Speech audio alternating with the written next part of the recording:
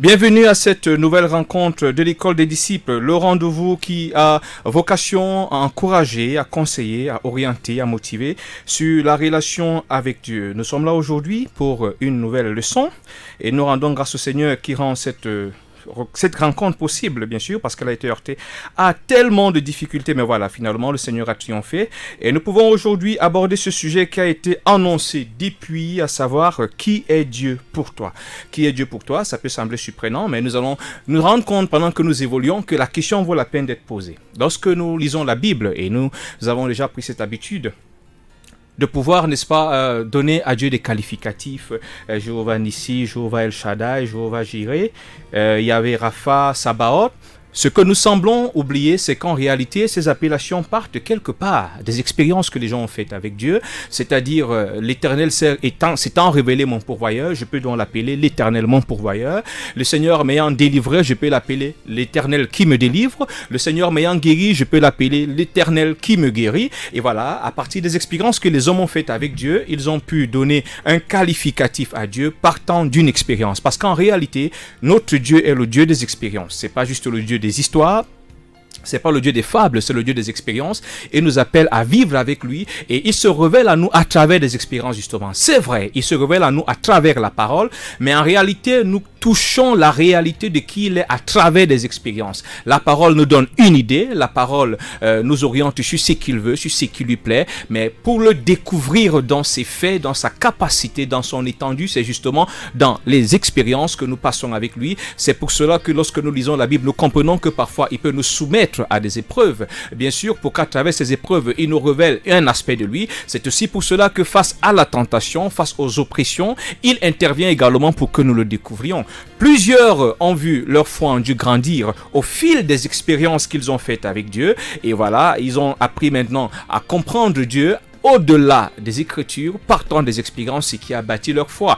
Nous voulons pour exemple David, lorsqu'il est devant Goliath, lorsque David est devant Goliath, il ne sait pas seulement que le Seigneur est celui qui le délivre, il en a l'expérience. Donc face à Goliath, son assurance ne repose pas que sur la connaissance théorique de l'alliance que Dieu a avec son peuple, ainsi de suite, mais son assurance repose également sur l'expérience qu'il a faite de ce Dieu et qui lui a permis de comprendre, n'est-ce pas, qui est Dieu pour lui, de comprendre quelle est la position, quelle est l'œuvre que Dieu a accomplie dans sa vie, ce qui lui permettait bien sûr de pouvoir marcher d'une certaine façon. Et puis beaucoup de chrétiens aujourd'hui justement se trouvent en très fragiles, ballottants parce que en réalité ils ne savent pas réellement ou alors ils n'ont pas prêté attention à qui est Dieu pour eux. Alors, pour toi, qui est Dieu pour toi? Et cette question, en réalité, trouve sa réponse dans ton histoire avec Dieu. Chacun d'entre nous, depuis qu'il a cru, a eu des difficultés, a eu des épreuves, et certainement, le Seigneur a eu l'occasion de se manifester d'une manière ou d'une autre. Depuis que tu marches avec Dieu, depuis que tu connais Christ, sous quelle facette, sous quelle opération s'est-il révélé à toi? Parce qu'il y a bien sûr une incidence à cette expérience dont nous parlons. L'incidence, c'est que lorsque Dieu s'est déjà révélé à vous, d'une certaine façon, cela vous donne non seulement une certaine perception de Dieu, mais cela également va vous permettre d'avoir un certain positionnement par rapport à Dieu. Je vais reprendre un exemple que j'ai déjà pris ici. C'est le témoignage de cette sœur, justement.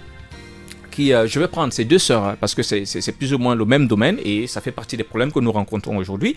Donc la première, elle est dans la maison avec les autres membres de sa famille, elle crie: oh, j'ai besoin de 4000, j'ai besoin de 4000, j'ai besoin, je me souviens plus c'était 4000 ou 2000, mais elle avait besoin d'un montant et elle criait partout, personne ne répondait. Alors quelques temps plus tard, elle est en train d'aller à l'étude biblique et puis pendant qu'elle marche, elle frappe un billet et c'était un billet de 5000 francs. Elle regarde à gauche, à droite, il n'y a personne puisque c'était une piste comme on dit couramment, un raccourci, et elle est surprise. Et quand elle est surprise, elle est contente, elle se rappelle qu'elle avait un problème et que le Seigneur venait justement de répondre à sa prière.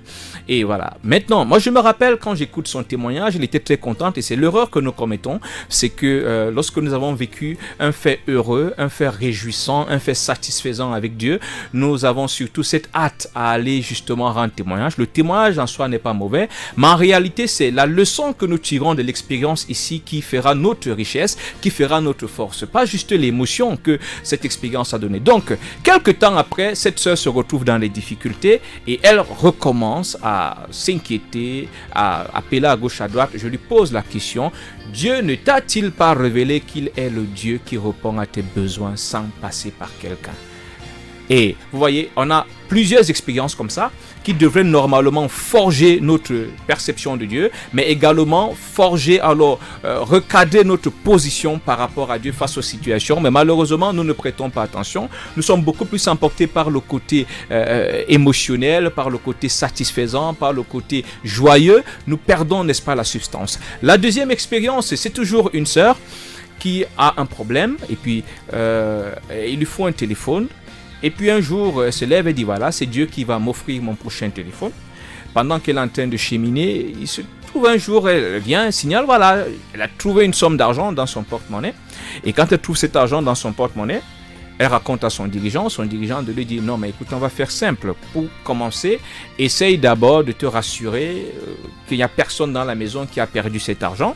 Elle dit, ce qui est sûr, je crois que ça c'est l'argent que Dieu m'a donné parce que j'ai dit, c'est l'argent de mon téléphone. Son dirigeant de lui dire, ok, essaye de vérifier autour de toi déjà dans la maison. Elle vérifie dans la maison.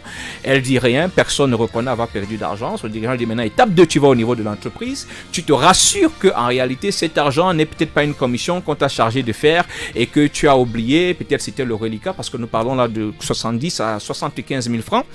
Et quand elle fait pareil, elle revient dire à son dirigeant, non, personne. Ok, son dirigeant dit, laisse cet argent pendant pratiquement, c'était 1 ou 2 mois et attends de voir s'il y a personne qui va réclamer. En 1 ou 2 mois, on a le temps de revoir les comptes de l'entreprise, on a le temps, chacun a le temps de vérifier.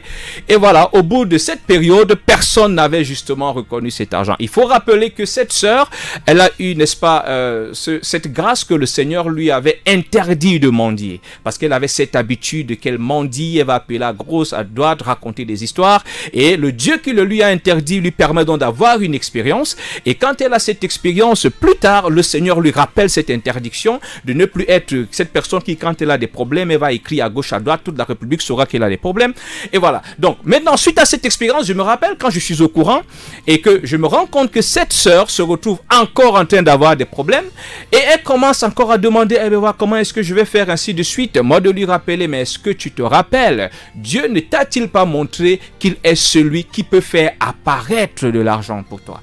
Alors, ce qui veut donc dire que si en plus Dieu t'a demandé de lui faire confiance, de ne pas alerter à la gauche, à la droite quand tu as des problèmes, tu as en même temps ce témoignage. Vous voyez, on a ce problème. À l'époque de David, qu'est-ce que ces deux sœurs feraient lorsqu'elles ont des problèmes d'argent? C'est que se fondant sur ce que Dieu a fait, sur cet aspect sur lequel, cette facette, cette fonction, cette opération sur laquelle Dieu s'est révélé à elle, elle devra déjà gagner en assurance, ne pas céder à la panique, ne pas céder à la tentation de courir à gauche ou à droite. Et nous sommes nombreux.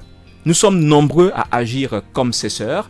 Le Seigneur opère, il se révèle à nous sous une certaine opération et nous donne l'occasion de découvrir une dimension de sa personne, une expression de son amour et de sa grâce pour que cela nous donne une réalité de Dieu qui n'est plus que théorique. Elle ne s'appuie plus seulement sur ce qu'on nous a raconté, sur ce que nous avons lu, elle s'appuie sur ce que nous avons vécu pour que nous sentions que Dieu est effectivement dans notre vie et que Dieu est opérant et que cela nous permette de nous de découvrir que cet aspect de notre vie repose effectivement sur Dieu. Plusieurs ont expérimenté la guérison. Plusieurs ont expérimenté justement le Dieu qui défend leur cause, c'est-à-dire lorsqu'on les a accusés plusieurs fois faussement, voilà, Dieu a suscité des gens pour défendre leur cause à leur insu. Plusieurs justement ont expérimenté le Dieu justement qui défend aussi leur cause en termes de relations, pendant que tout le monde doit monnayer, parler à tel, grincer la patte à telle ou à telle autre personne. Dieu est apparu à quelqu'un pour lui dire, fais ceci pour mon serviteur, pour ma servante. Alors, lorsque vous avez fait de telles expériences, c'est l'occasion de gagner en assurance. C'est l'occasion pour que votre foi puisse grandir. Ce n'est pas juste pour que vous puissiez vous réjouir, pour que vous puissiez rendre témoignage à l'église, que tout le monde dise Amen. Si cette expérience n'a pas agrandi, n'a pas, amélioré votre perception de Dieu, si elle n'a pas contribué à renforcer votre confiance en Dieu, si elle ne vous a pas permis de revoir votre position, vous donner un positionnement par rapport à Dieu, vis-à-vis de Dieu, par rapport aux situations que vous rencontrez, alors il y a un problème. C'est ainsi que nous avons aujourd'hui plusieurs témoignages. Vous voyez, des chrétiens contemporains qui ont été des héros d'un temps. Héros d'un temps parce qu'en réalité, ils ont vécu une expérience qui a édifié tout le monde. Mais comme de cette expérience, ils n'ont absolument rien appris, voilà, ils se sont retrouvés en train de tomber face aux mêmes situations pour lesquelles ils ont été heureux à une époque. Je reviens sur l'histoire de David. Face à Goliath, l'expérience de l'ours, l'expérience du lion ont parlé. David était un collectionneur d'expériences. Ces expériences bâtissaient, n'est-ce pas, sa confiance en Dieu. C'est pour ça que quel que soit le gigantisme de Goliath, quelle que soit sa taille, quelle que soit, n'est-ce pas, sa grande expérience, il était exercé là de la guerre depuis qu'il est enfant, cela n'avait pas d'argument devant David qui avait cette expérience de Dieu. Tout le monde voyait le petit David, tout le monde voyait qu'il n'a pas d'expérience dans la guerre, mais lui, il voyait le Dieu qui par 2 fois lui a montré que c'est lui qui fait ses batailles. Et il savait. C'est pour ça que quand il avance devant Goliath, il lui dit que non, toi tu viens avec la lance de le javelot. Moi, c'est au nom de l'Éternel que je viens. Donc je viens sachant qu'il va combattre pour moi. Nous perdons plusieurs batailles parce que nous n'avons pas prêté attention. Ma prière, c'est que tu cesses d'être aussi expert dans le gaspillage. Parce qu'en réalité, ces expériences que nous faisons avec Dieu, ces témoignages que Dieu nous accorde sont en réalité de la richesse. De la richesse. C'est des outils d'ennoblissement pour notre foi, mais c'est aussi et surtout des éléments de fondement, ou alors de fondation justement, de notre assurance en lui. Comment est-ce que Dieu s'est révélé? Sous quelle opération s'est-il révélé dans ta vie? Sous quelle facette? Tu le connais comme étant quoi dans ta vie? Tu le connais comme étant qui? Et cette connaissance que tu as de lui a changé quoi dans ta façon de faire, dans ta façon d'être, dans ta façon de te voir, dans ta façon de réagir? Parce que c'est censé changer. L'expérience de l'ours et du lion a fait de David un homme plein d'assurance. Un homme qui n'a pas peur de l'adversité. Un homme qui n'est pas effrayé devant la carrure, l'aspect de son adversaire. Un homme qui n'est pas refroidi par les paroles de découragement. Un homme qui ne laisse pas que ses intentions soient mal interprétées. On lui dit, écoute, on sait que tu es venu là parce que tu voulais regarder ceci. Et puis le roi va lui dire, non mais écoute, voilà, porte mon armure, c'est avec ça que tu vas combattre. Non, c'est aussi ça qui fait de vous un homme de conviction. Les expériences que vous faites avec Dieu bâtissent votre conviction et vous rendent aussi inébranlable. Mais lorsque vous ne prêtez pas attention, lorsque vous ne les collectionnez pas, lorsque vous ne revenez même pas les consulter pour pouvoir vous abreuver, à ce moment où parfois vous êtes au plus bas de votre morale, vous constatez que vous devenez fragile, vous devenez comme une passoire. J'aime ce cantique qui dit « Quand le vol de la tempête vient assombrir ton ciel bleu, au lieu de baisser la tête, compte les bienfaits de Dieu, mets-les tous devant tes yeux, tu verras en adorant combien le nombre en est grand. » Et c'est une expérience que je crois que plusieurs parmi nous ont déjà eu à faire, c'est-à-dire vous traversez des moments vraiment pénibles, des moments difficiles, vous vivez des choses que vous ne comprenez pas, et puis à un moment vous avez l'impression que Dieu vous a abandonné, que Dieu est loin, mais à un moment, quand vous commencez à voir, vous faites un petit tour en arrière, vous voyez les batailles que vous avez rencontrées, les situations difficiles que vous avez vécues. Vous voyez comment Dieu vous en a sorti. Vous constatez, sans avoir besoin de prier, que vous sortez progressivement de l'abattement. Plus vous considérez ce que Dieu a déjà fait, plus vous vous remémorez, n'est-ce pas, ces situations dans lesquelles il a opéré, plus, n'est-ce pas, votre tristesse, votre amertume se transforme en assurance, en joie. Vous voilà qui étiez déjà parti pour pleurer, subitement vous allez vous retrouver en train de louer, en train d'adorer, en train de célébrer. Pourtant, l'adversité est toujours là. Mais le problème, c'est que, ayant contemplé Dieu à travers ce qu'il a fait, vous avez gagné en force. Et le problème qui était grand il y a quelques minutes, qui vous amenait à pleurer, devient tout de suite petit.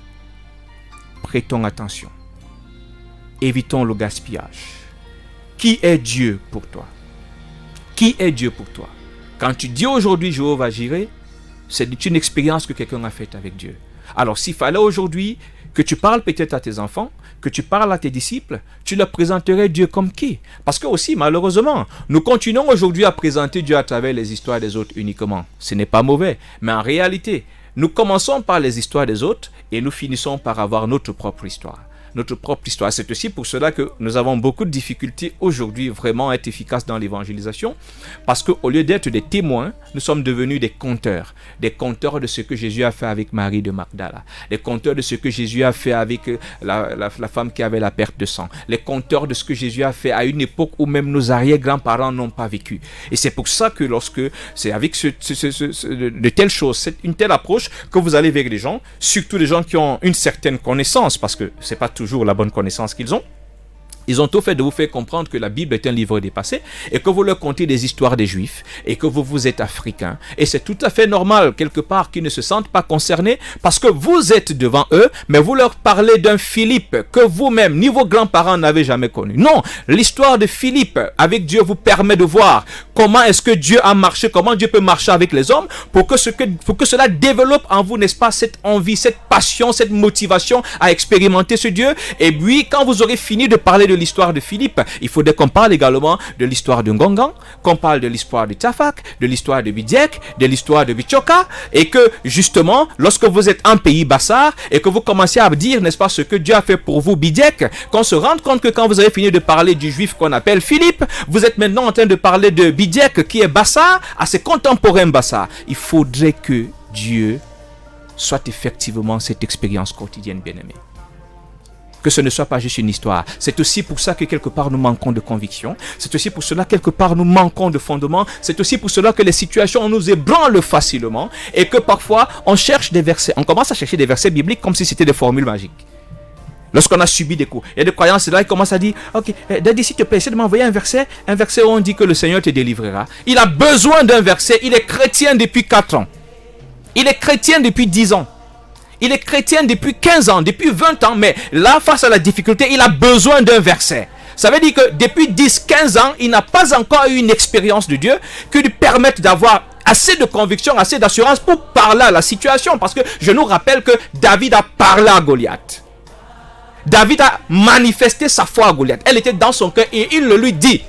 Il ne dit pas, je vais prier l'Éternel pour qu'il vienne. Non, je viens contre toi. Je marche contre toi au nom de l'Éternel. Il y a déjà ça, c'est ce qui est dans mon cœur et je le manifeste, je parle à la situation. J'ai fait un constat. Souvent, il arrive que je demande à certains chrétiens de parler.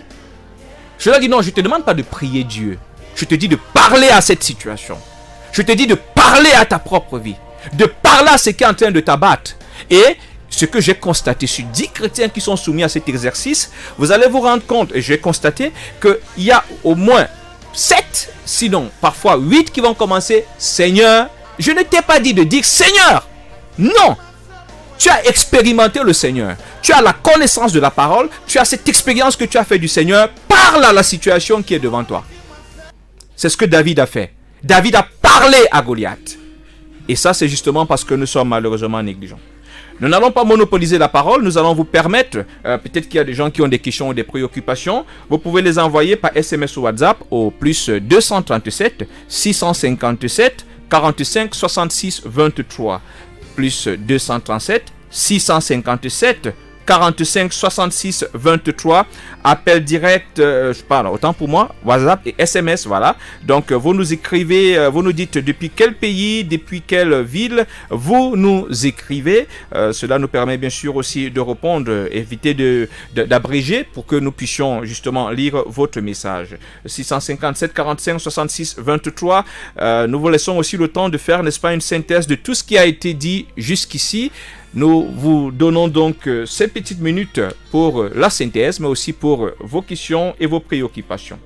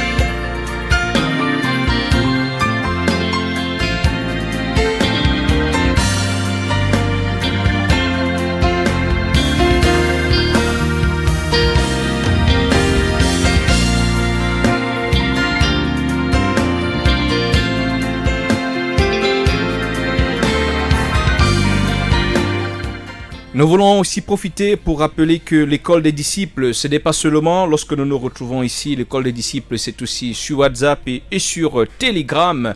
Nous avons commencé un programme d'affermissement et de suivi personnalisé depuis le 1er octobre et court jusqu'en fin mars et pour 6 mois. Donc, ceux qui veulent intégrer l'école des disciples au-delà de nos rencontres dans le cadre de cette émission, vous contactez l'école des disciples au 694 89 60 31 694 89 60 31. Une fois que vous nous aurez contacté par WhatsApp ou par Telegram, vous allez recevoir le formulaire d'inscription gratuite. Le formulaire, vous allez le remplir, voilà, autant pour moi. Et puis, vous pourrez intégrer. Nous rappelons néanmoins, le forum WhatsApp, il y a un forum grand public ouvert à tout le monde. Quant au programme, les conditions sont données justement sur le lien qui vous sera communiqué. Nous rappelons également, les ateliers de ce mois de décembre sont déjà en cours. Le prochain rendez-vous, c'est le 12 prochain. Nous parlerons justement du ministère personnel. Ce dimanche 12 décembre 2021, le ministère personnel. Ceux qui veulent participer, prendre part à cet atelier qui se fera en présentiel mais aussi en ligne à travers Telegram, vous contactez le 694 89 60 31, 694 89 60 31 ou le 657 45 66 23, 657 45 66 23.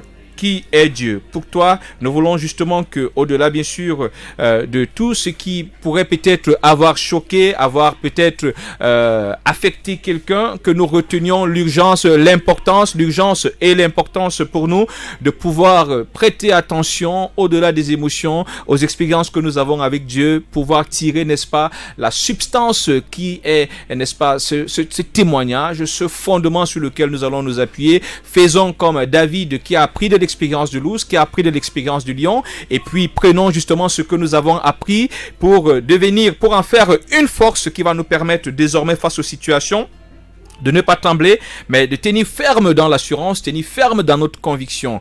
Nous voulons encourager les uns et les autres à rester justement dans cette dynamique. Nous sommes conduits à la fin de cette rencontre. Vos questions, vos préoccupations, vous pouvez continuer à les soumettre au 657 45 66 23, 657 45 66 23 ou au 694 89 60 31. Je suis Esaïe Charlie Bitek de Bon. Heureux d'avoir pu passer ce moment avec vous. Restez bénis, soyez fortifiés en Christ. Shalom.